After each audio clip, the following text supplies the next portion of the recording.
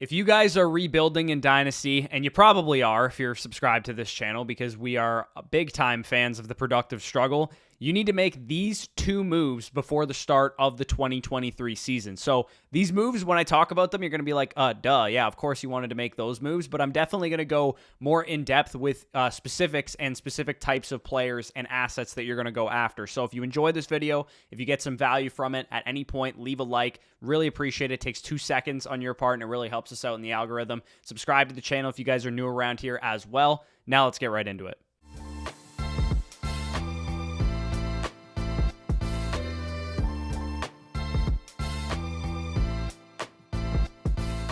All right, so move number one that you're going to make before the start of the 2023 season, if you guys are rebuilding a Dynasty team, is to buy 2024 first. Specifically, if you can, early to mid 2024 first. So I'm sure some of you guys are experienced Dynasty players. Are you going to be like, yeah, no shit, Bush, groundbreaking analysis, buy 2024 first.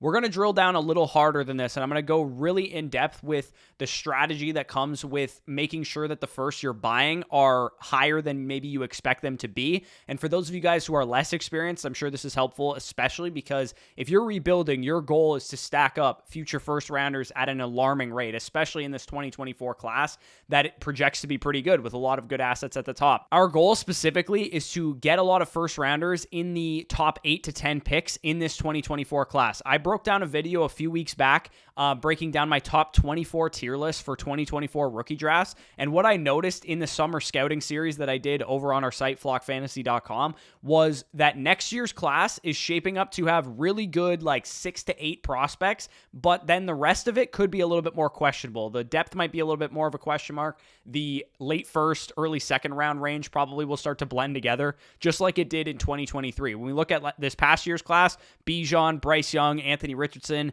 CJ Stroud, Jahmyr Gibbs, JSN, Jordan Addison, QJ, and maybe Zay Flowers as well. They were all really solid prospects, but then the rest of the class, Charbonnet, Will Levis, some of the other guys there left us wanting a little bit more. And I think the same could be said for next year's group. We love Marvin Harrison. We love Caleb Williams. We love Drake May, Raheem Sanders, Brock Bowers, Emeka Egbuka, Xavier Worthy, Travion Henderson, and specifically for me, Trey Benson in next year's class. But after that, it starts to taper off a little bit. After about the first 2 quarterbacks, first 3 wide receivers, first 3 running backs, and the first tight end, it starts to lose a little bit of its luster.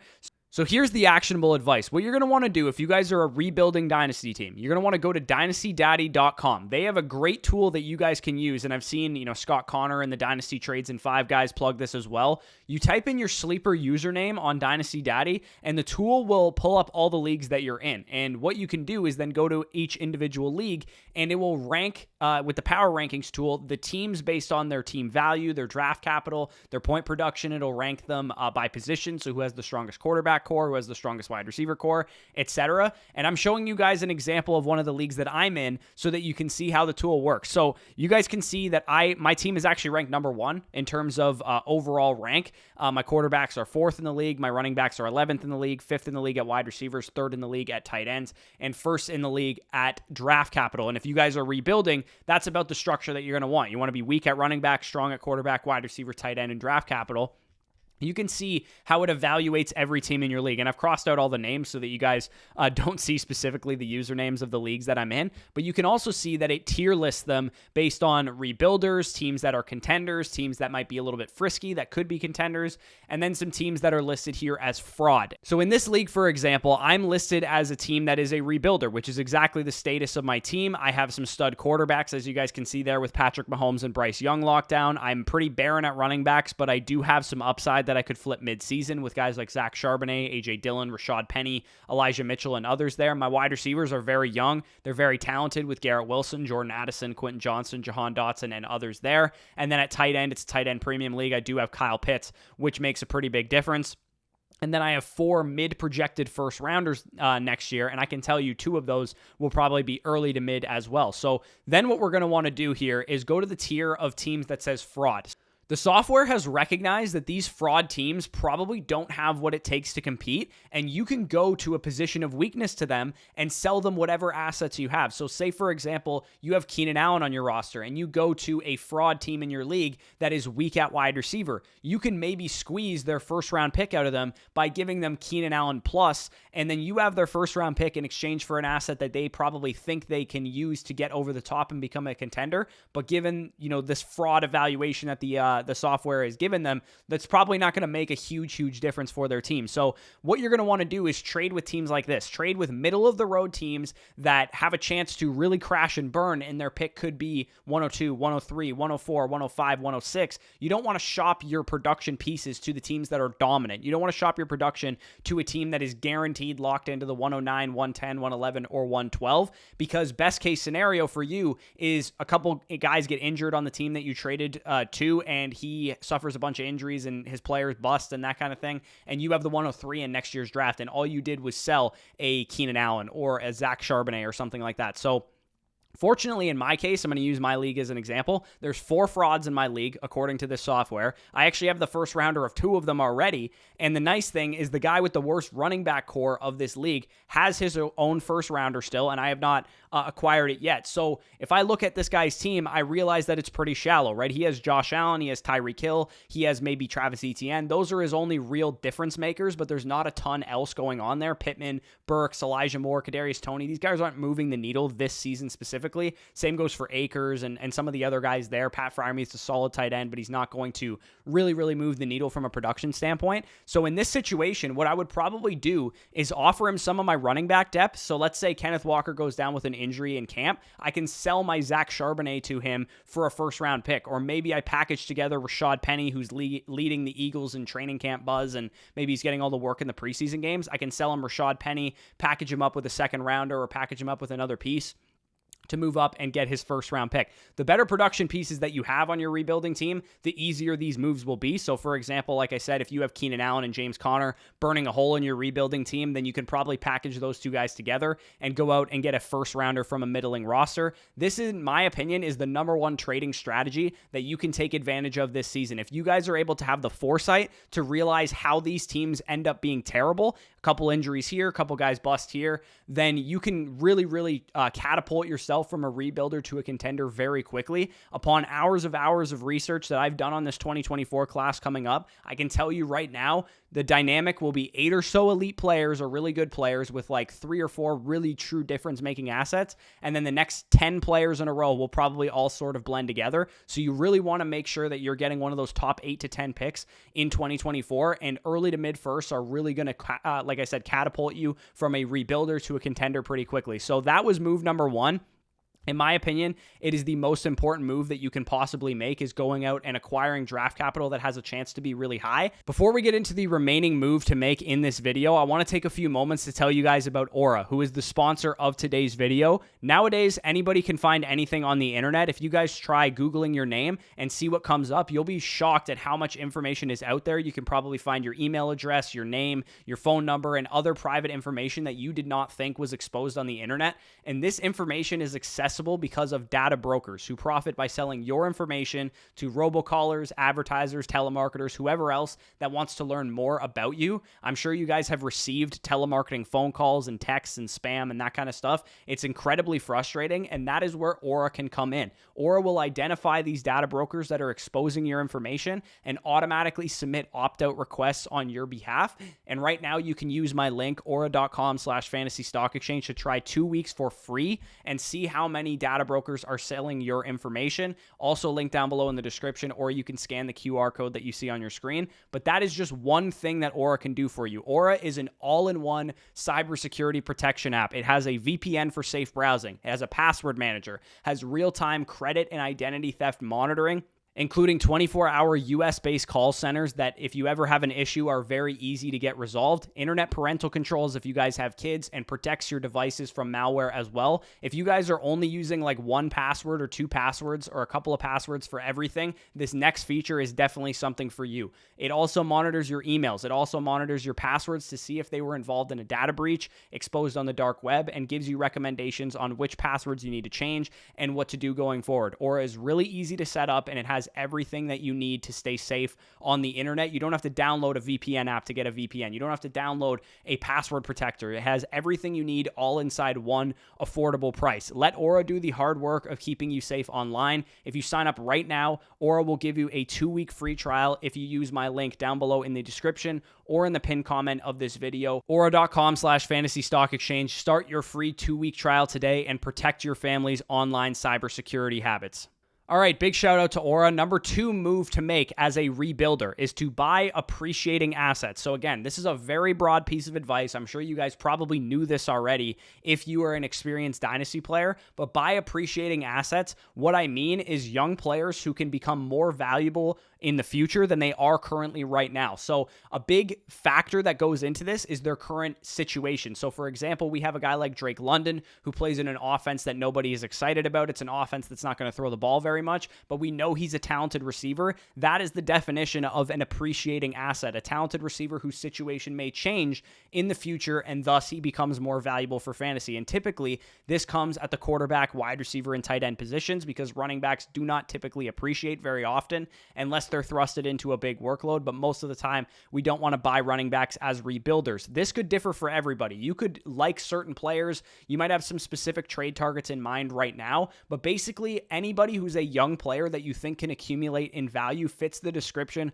of an appreciating asset. In your league, I'm sure you guys know who it gets valuable, which types of players get valuable more so than I will, so definitely use this advice with your own discretion. But I'm going to go position by position, quarterbacks, wide receivers, and tight ends that I really like as buys right now, and specifically for the quarterbacks, this probably only applies to Superflex leagues, but the guys that I'm buying right now are Kyler Murray, Bryce Young, Brock Purdy, and Will Levis, guys that I think have a chance to really accumulate in value. With Kyler Murray, I know he's an elite quarterback. He's simply falling due to the fact that he's injured, and as a rebuilder, you're not very worried about immediate production. So getting a dual threat Konami code quarterback on the cheap right now, he's going in like the 3rd, 4th round of startups in some leagues, is an insane value. He's still the 12th overall player for me in Superflex. Very, very valuable. Definitely go out and send some offers for Kyler Murray. With Bryce Young, I believe he was an elite prospect with an NFL ceiling of a Joe Burrow caliber passer. Under that assumption, he has a chance to go from a valuable young quarterback, which is how he's currently valued now, to a true fantasy superstar and NFL superstar. I love having Bryce Young as one of my quarterbacks in a rebuild. Brock Purdy showed a ton his rookie year. And Brock Purdy is an absolute glove fit for the 49ers scheme. I get it. He's not the most high ceiling quarterback in the world because he doesn't run very much. But if you think of Jared Goff with the Los Angeles Rams, he was a top 5 dynasty quarterback because he was a quote unquote system quarterback. And he was young and he had the ability to finish as a top 12 guy each and every year. And I think Brock Purdy has that same potential and should climb to the top 12 dynasty quarterbacks if he starts most of the year this year, which is what I expect to happen.